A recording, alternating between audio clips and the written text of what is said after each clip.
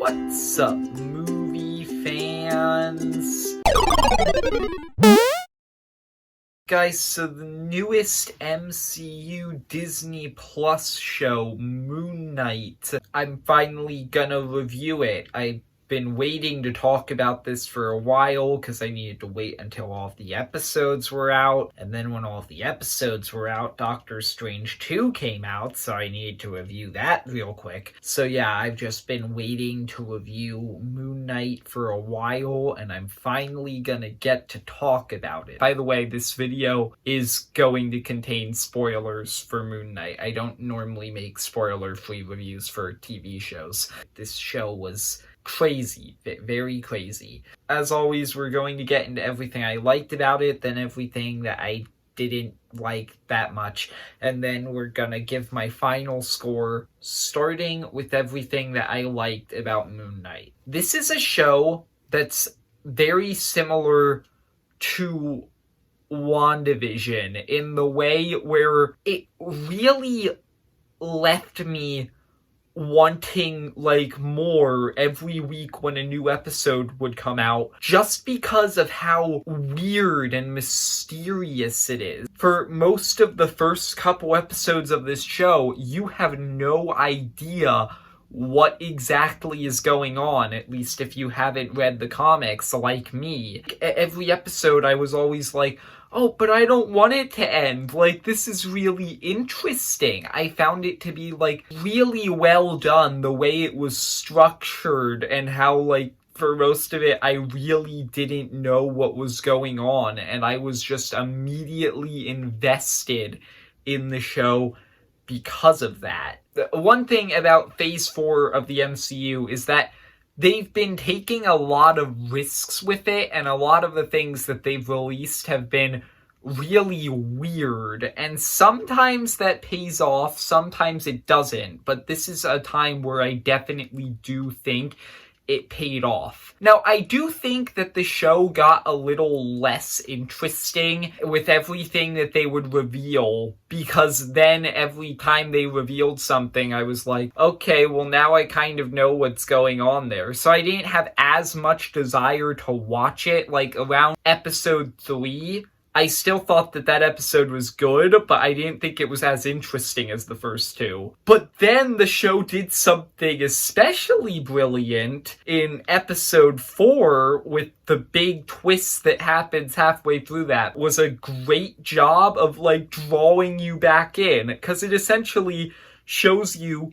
this whole asylum thing, and it makes you question everything that came before it, and then you have this really weird ending with the hippo goddess. I really thought the way that this show kept you interested and wanting more episodes was really well done. So the other thing that I really thought was great about Moon Knight is the main character, or characters. Moon Knight obviously has multiple different personalities. Oscar Isaac is so good in this show at making you truly feel like it is two different people living in the same body. I legitimately felt like Steven and Mark were two completely different characters. As a matter of fact, if I were to rank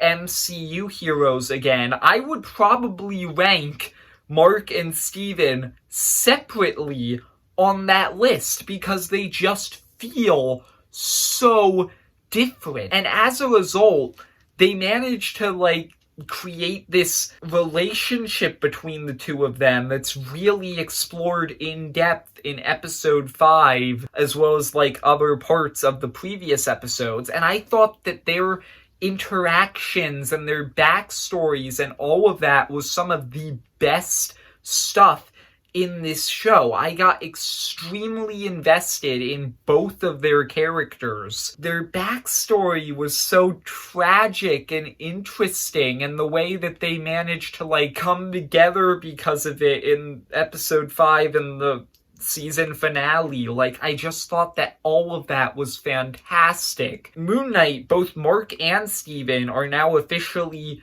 two of my favorite MCU heroes. Like, they were just perfect in this show. Very well done. Those are the two things that, like, really drew me in and made me really like this show. Other characters were also good. I really liked Lila and what they did with her and her backstory. That was interesting. Arthur Harrow, I thought, was a pretty good villain. You can understand where he's coming from. And he also just has this threatening screen presence. He's not as great as other MCU villains, but I would say that he's, like, probably in my top 20, which seems like it wouldn't be that much of a compliment, but there are a lot of MCU villains. That's why I haven't really made a ranking list of all of them in a while. There's just way too many to do that at this point. And then I also like Khonshu. I don't have a lot to say about him, but I thought that some of, like, his interactions and his personality was funny, but I also thought that he just, like, looked and sounded really cool. Like, they managed to sell me on, like, this guy being a big deal right from the very beginning of the show. So yeah, all of that worked for me. So overall, Moon Knight has a lot of good things about it. So now, moving into the bad, stuff that I didn't like that much. So first off, like I said, the show is best when it's at its weirdest. Episode 1... episode 4 and episode 5 are probably my favorite episodes of this series because they just get so weird and unexpected. That's when the show's at its best, but there were some episodes like episode 2 and episode 3 that I wasn't as invested in because I thought it lost some of, like, the mystery that was established in episode 1 as it started revealing more and more things. So that's not that bad of a thing. I'm not really sure if they could have done anything differently there, and I still don't think that it affects the show that much. That's just a thing that I wanted to note. Another thing, this is probably my biggest problem with this whole show, and it seems like such a small thing, but it really does affect, like, a lot of my enjoyment of this show. In the final episode, in the finale, the entire show,